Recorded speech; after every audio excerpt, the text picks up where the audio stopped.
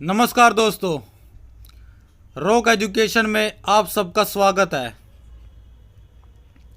स्वाभिमानी master part 2।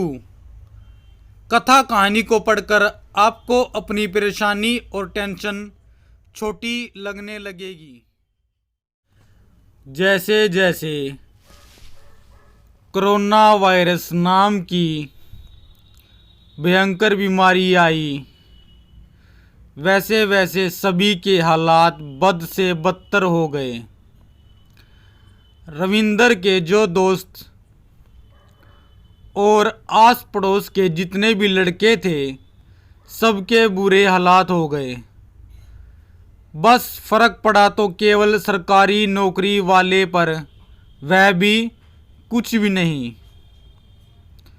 क्योंकि ITI करने वाले सभी दोस्त और जेबीटी के सारे मास्टर जो रविंदर के साथ स्कूल में पढ़ाते थे, सब घर पर बैठ गए,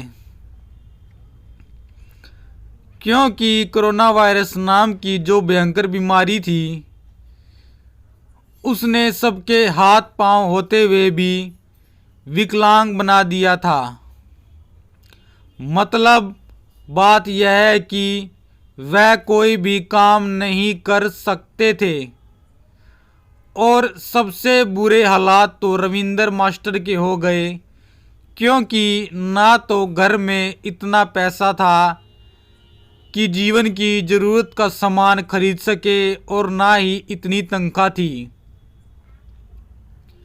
धीरे धीरे कोरोना वायरस नाम का अजगर सबको ऐसे निगल रहा था जैसे खुद उसे इस संसार में आने के लिए विवश किया हो। रविंदर की धीरे धीरे तनख्वाह भी आनी बंद हो गई, मतलब ना के बराबर हो गई। और जो उसके दोस्त जिन्होंने आईटीआई की हुई थी, उनकी भी तनख्वाह आधी हो गई। मतलब बिल्कुल साफ यह है कि नो वर्क नो पे, ऐसी भाषा हो गई थी कंपनियों के बड़े बड़े मालिकों और प्राइवेट स्कूल के बड़े बड़े अधिकारियों की।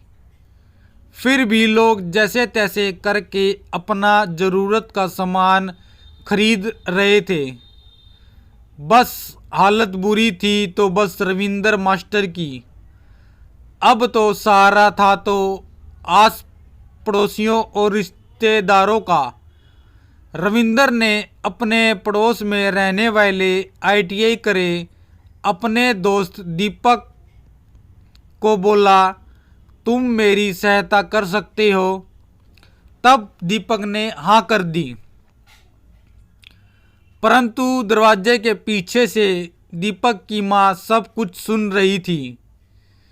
उसने दीपक को आवाज़ लगाई और अपने कमरे में लेकर चली गई और बोली, यह तेरा वही दोस्त है ना जो स्कूल में मास्टर लगा हुआ है। दीपक ने बड़े प्यार से और हल्के स्वर में बोला, हाँ जी माता जी, यह मेरा वही दोस्त है।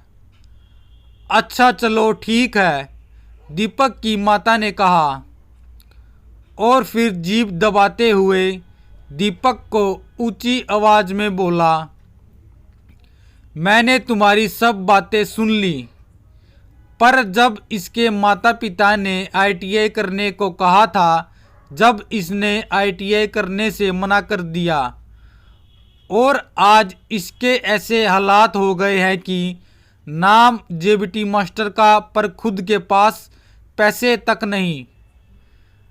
रविंदर कमरे के बाहर खड़ा होकर सारी बातें सुन रहा था, लेकिन वह कुछ बोल नहीं सकता था, क्योंकि दिल दिमाग में सब कुछ जवाब दे दिया था। रविंदर बिना कुछ कहे वहां से चला गया। दोस्तों, ये मैं आपके लिए एक स्टोरी लेकर आया था। अगर आपको अच्छी लगे ये कथा कहानी तो प्लीज़ लाइक, सब्सक्राइब और कमेंट ज़रूर कर देना। धन्यवाद दोस्तों।